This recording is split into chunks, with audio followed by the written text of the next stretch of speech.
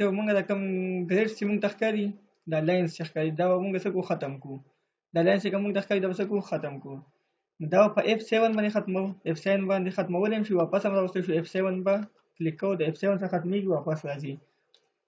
د هغې نه بعد بل دا خبره ده چې دا زموږ سره کوم کوارډینیشن دی دا څه کېږي دا راځي په ماوس کرسر پسې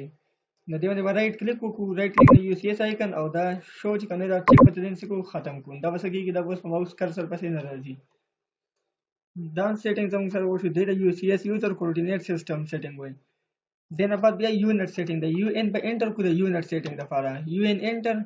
او ډیسیمل به کوم د څه وړو ارکیټیکچر ته او دا به څه وړو پریسیجن ته 1 ور 2 ته وړو اوکې به وو دا زموږ څه دی دا زموږ سره یونټ سیټینګ شو ډایمنشن سیټینګ کې به ډي انټر کو ډایمنشن سیټینګ لپاره موډیفای ته ورشو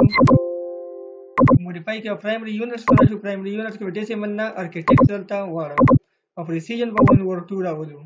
بیا ولل شو ټیکسټ ته په ټیکسټ کې به دا څه وکړو چې دا کم ټیکسټ هایټ دا به څه کو دا 5 کو او سیمبلز اینڈ ایروز دې کوم چې دا کم ایرو سایز دا به څه کو دا 5 کو اوکې وو بیا کلوز کو دا څنګه AutoCAD سیټینګ وو